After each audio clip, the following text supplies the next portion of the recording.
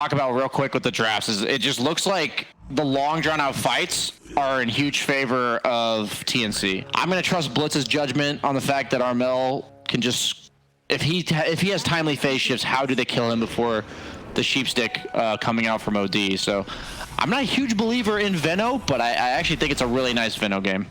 Well, we may have our first blood here already as March does sacrifice himself to be able to pick up 3 bounty runes for TNC. That's going to be the trade-off. But Axe doing a good job here. You definitely just dodge the lane. Once Veno gets level 3, 2 points Poison Sting, you just can't ever, no hero can sustain through that. But I think it's a lot harder, right? Because he's in his safe lane, so cutting the creep wave, there's a much smaller distance to work with. True. Gabby taking a lot of damage here. It's actually going to be overwhelmed, just could not adapt into strength fast enough. So these heroes naturally can man up with the help of their teammates, and that just makes it hard to play a dying. Your job is to literally walk at them, as you're seeing here, and he just dies. Yeah, he just gets popped just like that. I think another good addition to that is they're both skills that do physical damage. Yes. And Undying is pretty low on armor. Most heroes lack the ability to do enough physical damage early on. Yeah.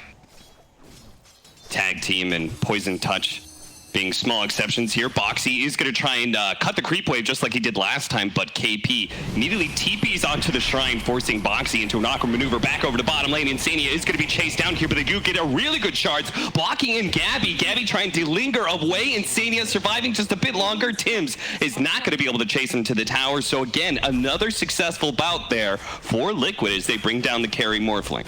At some point in time, that Puck, who is going to be kind of over-leveled, and the aggro tri-lane is going to be under-leveled, he makes one rotation, wipes, all 3 of them with a good coil, and then all of a sudden it feels like the last 7 minutes of tri-laning has gone, down the crapper. Yeah, this is so interesting. Your Puck is lower level than the OD, but yet winning by 1,000 net worth. Nice Fisher blocking. That's going to be able to keep them from retreating. Mickey has to turn and fight, but is not going to be able to get anything off before he gets down. Not quite nicking Insania as he continues to try and fight it out. Trying to protect his mid-tier 1 tower as best he can. Looking to be able to pull the creep wave back. Another Fisher block. This time, not going to be able to catch Insania. Blocking him in. Another orb. Dodges that one, but the Puck is going to jump over. Armel is able to finish him off, and now they're going to be able to slow down Taiga as well. Taiga blocks out the Puck, though, and maybe the Puck, can they go for Armel? He has another orb, jumps away. He's going to be fine. I haven't seen like a ton of Venomancer in this current meta, but I think it is like a nice twist. We're seeing lots of Boots of Travels lately, and Boots of Travel Veno looks really nice. March is going to get caught trying to get some aggressive wards down, and good Ice Shards does come out from Taiga. Meanwhile, top, though. Yeah, look at this. Charge out, that's going to be a coil, catching out the Axe. Axe just going to turn, kill whatever creeps he can. He knows he's dead. And suddenly there's ganking this level 11 Axe, and it looks like he's just feeding. And that's like such a forced play by TNC. They're executing perfectly their lineup, and now you see the movement by Liquid in the mid lane going on Puck, but that's a Puck with no stuns. They do manage to get the Walrus Punch. That will finish off Armel. So Armel does die. KP does get a decent ultimate off. That Poison Nova is going to make sure the rest of Liquid is going to be chased away. Taiga tries to go for a cheeky teleport out, but maybe you could have gotten a bit aggressive during his downtime. Maybe you get a Roche or something because you have this Visage hero. Get better bounty control. They're going to be able to find Boxy here as they make a smoke up into the triangle. Now Mickey is here, does have the imprisonment.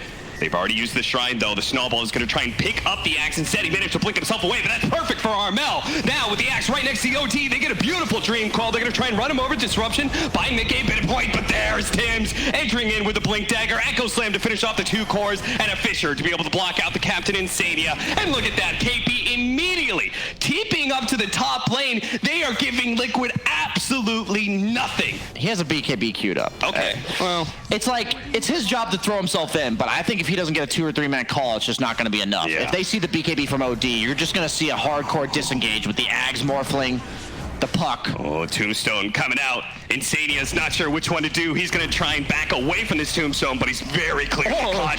Oh, Jesus. Yikes. That's the power of that Morphling. He's going to be jumping forward as that Earthshaker. Thanks to that Aghanim Scepter. There's a buyback already from Insania. He knows how important this fight is to be able to win. Snowball protecting him. Gabby gets Walrus Punch. Getting ball by baton. The hammer's not quite enough. He goes back into Morphling form and does manage to survive. Barely. Now turns on to Taiga. We'll be able to finish him up. A Fisher slowing down Mickey, who has the damage over time on him as well. Even as he's saved by the disruption, there's nothing really to get him out of here. He can imprison and disruption and do all of these things, but there's so much AoE damage. Gabby jumping even farther forward to be able to catch Koifop next. A stun on the Boxy as well. Gets the call onto Gabby, but Gabby being healed up by the Soul Rip means there's no chance to be able to claim that kill. Jumping forward again. There is no escape from the Aghanim's Morphling. So, with the Aegis going satanic. Oh, just happened to land right on top of Insane. He almost gets one shot by that Enchant Totem and will be finished by the Dagon. Some poor positioning by TNC. And at this point, the ease of execution for TNC is just that's gotta hurt. And now Gabby quickly joining Armel at the pickoff onto Insania. They're going to be able to blow up this OD. He has his BKB, but honestly, what's the point? The physical damage of Gabby would quickly overwhelm him one way or another. Results I agree. the end of last year. I think last year's wasn't the greatest KP that we've seen. Yeah, but he's obviously been a very well-known player and very successful player throughout his career, and I just love watching conceptually flawless Dota, and KP has done that. And then obviously now we got the luxury of watching the flashy or Morphling, but maybe for some people it's more like PTSD than actually enjoying that aspect. He out of position here. Liquid trying to jump on him real quickly. Heavens Halberd buying so much time though. KP finally it wears off on a Mickey, and he will drop the hammer to be able to finish off that Venomancer, but look at Gabby and Armel into the backlines they go. Already finished off that Shadow Demon, now using all that physical damage. Jesus, look at Mickey. He takes the Morphling out of the fight for a moment and will manage to finish off the 5 position of TNC, but nobody can deal with Gabby. Neither can they deal with Armel, as they just don't have the disables to be able to rock him unless this call from Boxy. They don't have a whole lot of damage to be able to follow it up, especially as the Echo Slam coming in to be able to finish off some of these heroes. Mickey with a buyback, looking for any kind of kill to be able to claim after the Morphling is dead. He will be able to get the imprisonment. Looks to Armel. Armel jumps away. Tims, he's trying to get out of here. Blink Dagger's not going to be up in time, though, and he will fall. Liquid finally get an okay fight for themselves, but that's only because they had 2 different buybacks on their 2 cores. On OD, that might be the play. I can't even fault that at this point. You might just need double BKB, double ult, but this is a dieback from Mickey. That's an Ag's coil, and they try and snowball save him. He's going to go in here, and he does have the Blink Dagger. Blinks away, but the Blink follow-up from KP. Tries to hit him with the Gale. Doesn't quite land, though, but the orb over the top will make sure that Mickey does fall. Boxy does manage to get the call onto Armel. Armel gets bursted down. Can they grab more? KP trying to slither away, but Koifa's Birds hot on pursuit, but they can't chase for long. They know Gabby's got to be around here somewhere. Taiga, poor Taiga. Zombies, poison slow. They're going to leave him to die here. Insania, I'm not even sure if you could turn around and save your ally. Disruption going down, but obviously he's coming back to the same spot he was before. What a beautiful Fisher. Finally, Gabby shows up once again, hunting down Insania at every turn. Beautiful Fisher block coming in from Tims as well. The Gravekeeper cloak were down, and he almost got one shot. All right, Boxy. Oh, there he goes. Insania. Oh, it wasn't quite the one shot, but he does finish off with the adaptive strike. Boxy's going to fall as well, and that leaves no buybacks for Liquid, and just Taiga all alone in the fountain. TNC. Oh, I guess they did get enough gold for Boxy to be able to buy back, but it won't make a damn difference. Gabby with the satanic pickup and an ultra kill for game 1. What a dominant performance by TNC. And here they're going to pick up an Alchemist after already having a Faceless Void, and our panel likes it quite a bit. I don't know, man. I'm not sure if I've ever seen Grimstroke successfully in a mid-lane dual lane, but they will manage to get the first blood as he just gets a bit too close. Mickey does get stunned up by Tims, managed to draw off the aggro of the tower, and will survive as a result. You know, whenever the Lina leaves, get some CS, otherwise bottom lane. Trying to go for a kill here onto March. They're going to pop the all those stacks that he had earlier from the Retaliate. They're going to use that against March here. Finish him off. Either way, the concept is there. They did force a rotation, and this is classic Void Dota right now.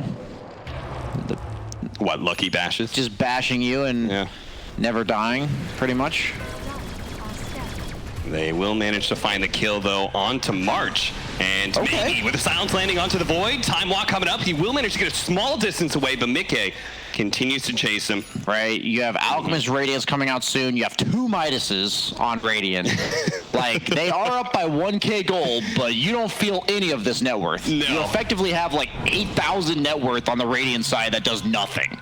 So, this is when Liquid needs to do exactly this.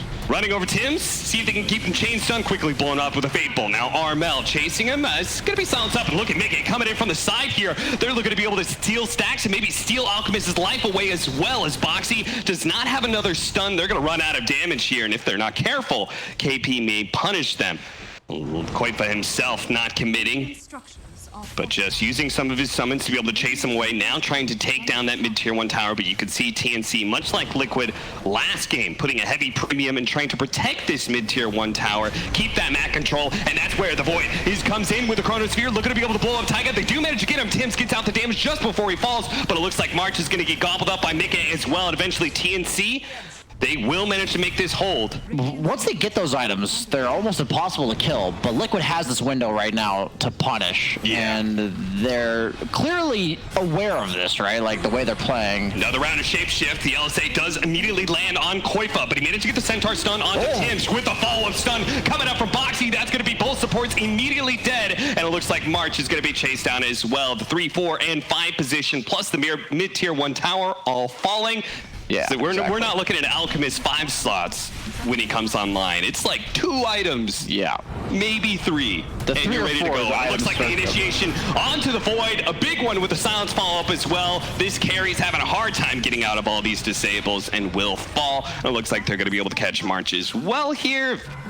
Slow March with no boots. Feeding relentlessly, randomly on the map, and yet the game's even because they have 2 Midases and an Alchemist. You feel like they just shouldn't be able to win with this kind of green, right? Like, come on. This shouldn't be Dota. I could do this. Like, I could assemble 3 cores of players and be like, dude, just keep farming. They're going to kill us 1 by 1, you know.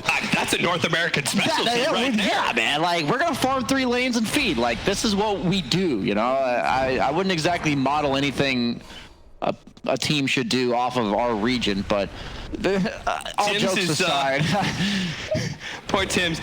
This is one of those deaths where you're just kind of running down lanes trying to kill creeps, right? You're just trying to create some space. Yep, they have the net creep. They're going to be able to keep him locked in. The silence is going to get there just in time before the time walk. This Grimstroke has been a bane of Void's life. Trade bodies for getting lanes pushed out. They're actually looking to take a fight now, it looks like. Nice catch onto Lena. And at the same time, with this big Chronosphere, if they can actually take down Mickey, it'd be massive. The Stampede goes out with a multicast. That's going to keep Mickey in place long enough for Gabby to be able to get the double kill. But here comes the Lycan, trying to chase down KP. KP with no mana, very little health. It will eventually fall here. Armel, nowhere to run to use this unstable concoction until he spots him just barely. For sure here. Liquid is in control right now, but they are on thin ice. Well, this is a pickoff they cannot afford. Lycan does manage to get off his shapeshift, though, before the stun came in, and he will manage to run away. So if you can just keep vision of some of these heroes, the rest of the team can cut across, and they should be able to get at least 1 or 2 pickoffs here. The Lena is going to be protected a bit by the Alchemist, but here comes the rest of Liquid. KP does spot him, trying to slow him down. The Stampede looking to be able to run down the Lena, does manage to get him. Jump forward from the Alchemist, going straight for Mickey right now with a buyback coming out from the Lena. Can they get him chain stun, or Mickey's just going to turn and fight? After all, he's got an Aegis. They can't really focus him down, and it's going to be Armel who dies instead. Mickey survives a little bit longer before that Aegis finally falls, but Gabby with a BKB, he still has a Chronosphere, and he's going to let it fly just as the Gyrocopter coming back alive. Can they save Mickey's life? No, they can't. The Fire Blast multicasts do too much damage, and Koipa running around with no shapeshift is going to be enough to be able to finish off this Lena and maybe get some damage on the KP, but Gabby, he still has a wealth of damage on him. He's going to time walk off some of that to be able to finish off the Lycan. Now just 2 supports going to control him up. The H12, the silence isn't going to be enough. Gabby will fall. KP looks like he may die to the 2 supports as well, but Taiga with the time dilation on him, he's too slowed. They have no magic damage left. Insania gets another round of his silence back, but he's just, KP's too tanky. He gets 1 more nuke out. The Wolves are slowing down KP as much as possible, but the armor is too much. He can't quite finish up this 100 HP Ogre because the damage is just not there, and KP will survive through it all, gets the double kill. I didn't really love the rushed Midas, but KP really making it up to me with the items he's choosing to build now. Taiga, nice chain stunning here. It's going to allow them to get a good follow-up from the Gyrocopter. And now a beautiful stomp on it too, but a better Chronosphere. Locking down the back line. That's 3 stunned up with the LSA over the top of Laguna Blade to be able to finish off Mickey. That is Liquid losing a fight big time. Koipa might be able to sneak away into the night here. For TNC, it's like just plant Alchemist in front, Crimson guard him, and Chrono if they go on him. Like, it's just so back, simple. a stomp. Oh, jeez, these beautiful stuns from Taiga. Once again, the telekinesis into the unstable concoction, setting up Boxy to finish off the Alk. And now, without that big damage dealer, they're free to chase down whatever TNC heroes they can catch. First is going to be March. Next is going to be Gabby. But he pops his BKB for fear of Taiga catching him once again. Enabled, you know, by what they're seeing. You know, like, let's go into our 5-man stack, pick Alk, and buy 2 Midases. Holding on to the unstable concoction, does manage to get it off on E, but Gabby does manage to get the Chronosphere and only locking down the 2 supports. So Boxy able to get the jump in to finish off that core Ogre, but it looks like Taiga is going to be ripped apart by Gabby. So he does manage to finish off those 2 supports, jumping in for more. Alchemist no time dilation to slow down these heroes. Boxy is unable to get away, had no blink up thanks to all those zombies, and they get the opening they need. Can they run into Gabby and burst him down? They're going to run into Marge, not the best target, but it is a pickoff nonetheless. And he slips away with a force staff coming out from KD, and they do manage to get some control onto Mickey for a while. Now to jump in for the Chronosphere, and they can't really protect Mickey at all in this situation. Insania is being burnt down by Armel on the back lines. They finish up the supports. Taiga falls as well. Ulti, Grimstroke, no ulti, dead heroes. They know he has no buyback because of timer. Actually, yeah, it is timer. 4 down. And I mean, there's just no damage from this lineup. They're going to try and jump in with Boxy with the Inkswell. That will manage to blow up one of the supports. Lena's dead, but so is Insania as Gabby's quickly with him. Boxy's trying to lay his damage out on the March. It's just not really doing anything, and Armel will finally turn to finish up the objectives. Now he'll finish off Boxy instead. A nice 3-man stun from Boxy. Can he get back to the fountain to regen up? He will. He'll be fine, but his tier 4 will not. And his throne is rapidly falling. Taiga's going to try and slow it down with a Fate Bolt. Telekinesis around. Koipa running around with his Shapeshift. Not sure what to do because he can't really do anything against this Alchemist. He's going to go for the back line, trying to finish off March. Again, Boxy with a sick 2-man stun. Armel, though, is able to pop his BKB unstable concoction. This time the Centaur will get knocked out of the fight. KP quite low, but Koipa no longer having his shapeshift. Again, no real damage there. Same goes with Taiga. That was genius indeed. TNC, a very clean game 1 and game 2, a bit scrappier, but their greed does pay off in the end with a 34-minute victory.